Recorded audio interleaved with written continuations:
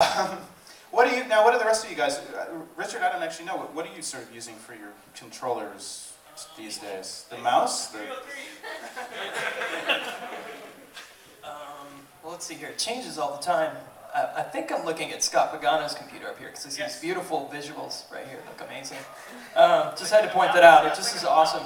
Just beautiful biosphere kind of scenery going on here. But it's funny because I played a show just with Scott at Art Basel.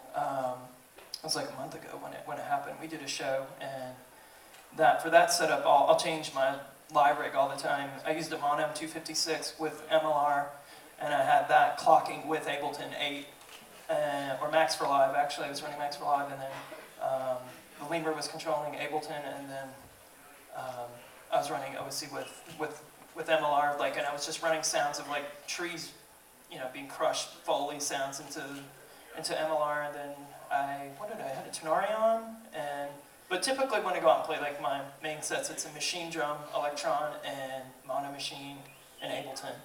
And that's been kind of like my weapons lately. It's just the bass is really good on the machine drum, especially on the Function 1 sound system here we've got here. It's really devastating. But it changes all the time. I'm more obsessed with sound design and using things like the lemur and the mono for controlling sound in ways that I wouldn't normally be able to do with my hands. So I'm interested in using software for totally different reasons, to manipulate and orchestrate sound in ways that would be impossible to do with your hands. So I use Reactor, and I use Max, and I use all these really esoteric systems that can manipulate and pretty much destroy sound or create sound from something that you recorded from the outside world, or generate something completely, synthesized from the computer. So I'm just fascinated with that. I've become,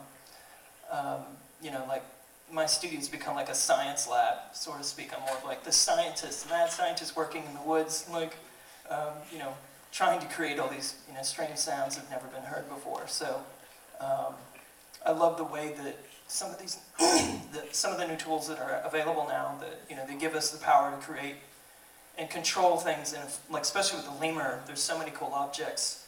I'm getting into building, collaborating with.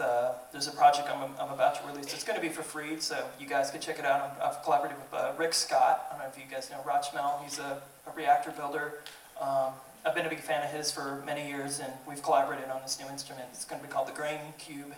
And basically it's step sequencing granular synthesis. We designed a template with another friend of mine, Antonio Blanco, who's a fellow sound designer I worked with at Native Instruments. We've worked on projects from Reactor to Absinthe, and he's a really amazing lemur programmer. So we've kind of all put our skills together and are creating this instrument where it's basically just controlling sound gesturally and sequencing it in ways you would just, you just sit there and let it play, and it's like playing, doing its own thing. It's kind of what I wanted it to do. Just, people dump in 50 samples and just, it create random algorithmic generated sounds and stuff, and kind of like an art piece. Just put it in a museum and let it go. That's kind of what I wanted it to be like. And it's going to be for free, and I'm going to release about, around 500 megs of samples that I've designed just specifically for it that I want to give away. For people who want to make sound effects, it's, when you guys get it, you'll see what I mean.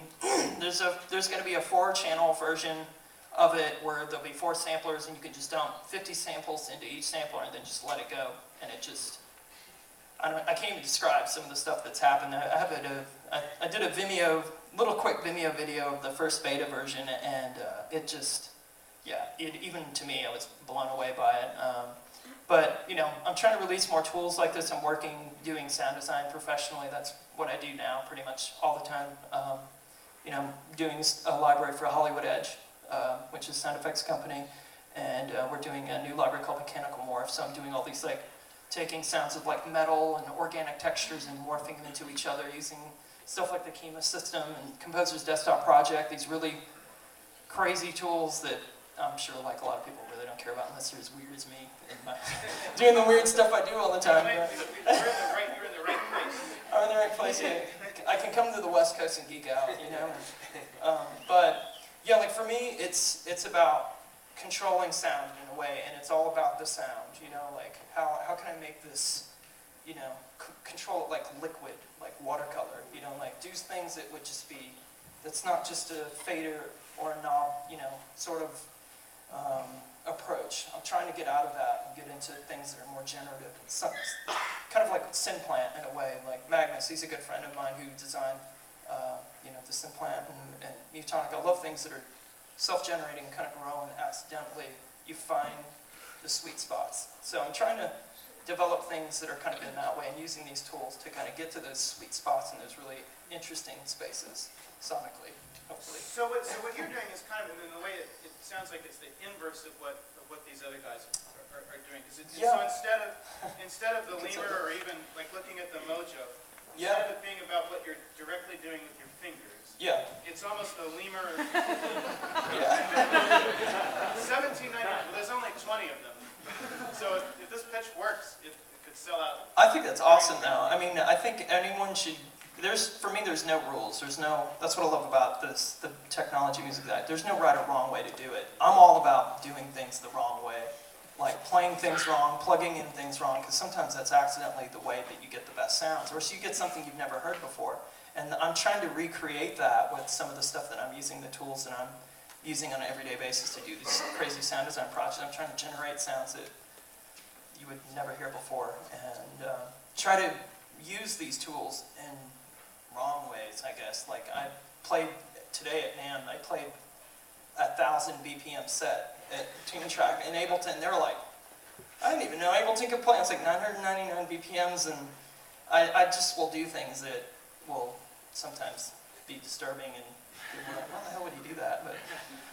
But it's cool. It's just funny to find all those really strange things. That's what I love to do. So I don't know how to describe it, but yeah. So that's. But lemur has almost become part of this.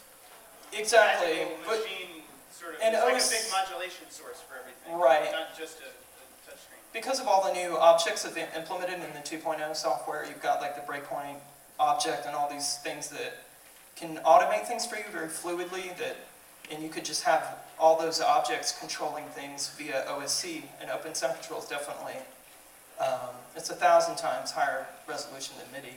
The data that's streaming, when I look in Reactor, I'm like, wow, there's just a lot of stuff going on when I open up the OSC status window, when I'm doing a lot of programming with the lemur.